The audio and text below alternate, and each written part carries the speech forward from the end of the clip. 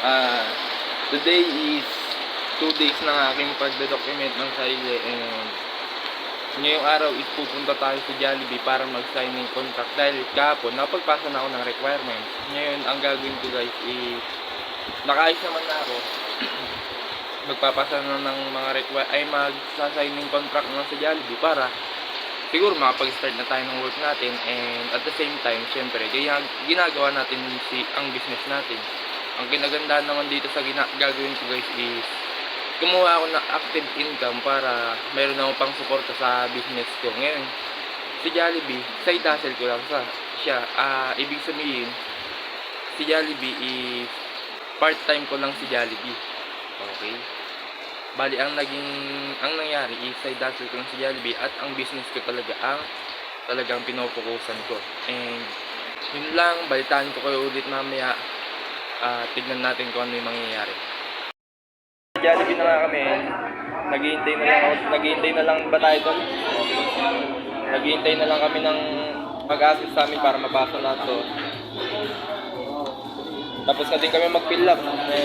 Ayun na nga. Ayan, naghihintay na lang. Bukas pa pupunta tayong Balanga. Kaya ayusin na lang namin yung pag-ibig, tsaka kukuha na lang kami ng loyalty card para mapagsimula na kami niyan.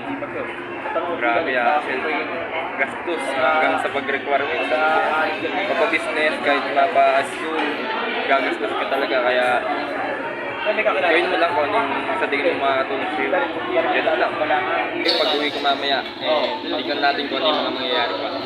Ito buhay ay nasaan na nga guys, papagupit na kami kasi mukhang nasaan tatay.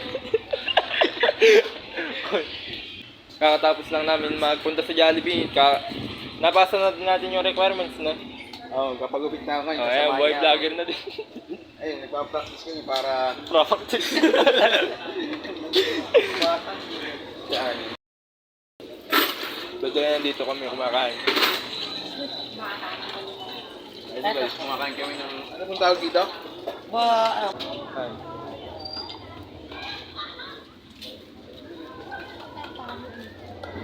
Ate, magkano yung payo? Ayan. After na ito, uwi na din kami niyan eh. Bali-balitaan lang namin kayo pagka nasa pagupitan namin. Sige. So, nandito na kami sa pagupitan, and ayun, kasalukuyang ginugupitan si Jericho. Yan, yung kaibigan ko, and mamaya balitaan ko kayo pagka nakauwi na ako. Tapos nun, ikakwento ko lang naman yung mga nangyari sa akin and kung ano yung mga dapat gawin pag once nakukuha kayo ng or gagayahin nyo din yung mga ginawa namin. So yun na nga guys, nakauwi na nga ako, and ngayon nandito ako sa likod, lang, gusto ko lang. By the way, ganito pala yung view dito pagka umuulan. Kita ba? Ayan. Kakatapos lang namin mag-signing contract sa Jollibee, and ayun, tulad ng inasahan, kulang ako ng papeles para doon, and bukas lalakarin namin ni Jericho ulit yun sa Balanga, at siguro kasama namin yung mga kasamaan din namin na nag-signing contract din kanina. Hindi pa sure kung matutuloy yun, pero guys, ito yung mga na-realize ko sa mga natutunan ko, and so hindi pa ako empleyado pero ang dami ko na kagad natutunan about life, na lahat mahirap, lahat dadanga sa hirap, mapanegosyo man, mapa-school, maging empleyado ka man, maging bro, kahit sobrang dali ng trabaho mo is mahirap pa din yun. Kaya lang naman naging madali dahil nasanay ka na, di ba? And yun na nga, naisip ko na shit, ang hirap pala talaga, grabe, lalo na sa paglalakad ng papel pa lang, ay shit, hirap. Ako na nagsasabi mahirap. And sa pagja-Jollibee naman, ewan, tignan na lang natin. Experience. And may nadapa dahil sa katangahan. Experience ko na lang kung ano yung magiging resulta. Tapos mamaya, sasamahan ko to. Yung babae niyan. Sabahan ko siyang kumuha. Ano ba yung gagawin natin ngayon? Kakakain ng aso. papakain ng aso. And then, naiya siya sa akin dahil syempre, respektahin ako, syempre, di ba? Babalitaan ko lang kung ikaw, yung babalitaan ko kayo yung sarili ko pala, putang. Yeah, yun lang. Alis na pala kami. Alis na pala kami. Yabang putak. Ayan. Pupunta kami sa bahay ng girlfriend ko. Ito ulit yung gagamitin namin motor. Which is sa kanya naman. And babalitaan ko lang kayo kung ano yung mga next na mangyayari. Ayan. So yun na nga guys, kasama ko na yung girlfriend ko. Mi. alam ko yung nararamdaman nito eh, nakri-cringe na siya. Eh wala naman ang pake. Ayan, nandito na kami sa bahay nila. Magpapakain siya ng aso. So balitaan ko na ulit kayo kung ano yung mga mangyayari mamaya. Tapos malay yung bigla kami mag-away, diba? At least na document. Ganyan pala yung nangyayari, inaway niya ako. Ay, eto na yung ano mi. Yung pruweba ko. Pagka inaway mo ako. Malalaman natin yung sino na yun. Ay, digig. Ay, digig. Ayun na nga. Sabi sa inyo eh, magagalit na naman siya. O ayun na. Ngayon sabihin, nasan yung camera? Ayun, nasan kung meron tayo lang. Ano, ayun. Gagalit siya. Bakit ba ni? Nakakamad ko, papabuhat mo sa akin yun, hindi ko mananarya. Sige na, sorry na. Sige na, sorry na. Sorry na. Hindi, ako na dyan.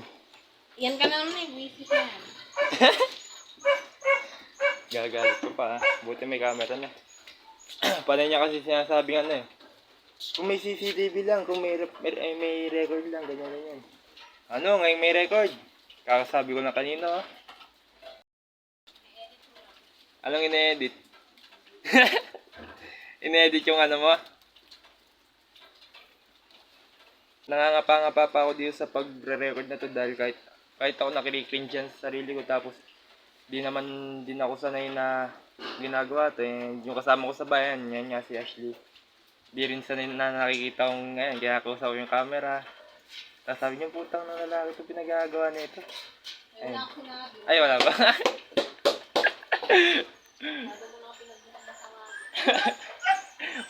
wala pala yung sinasabi. Pakiramdam ko lang naman.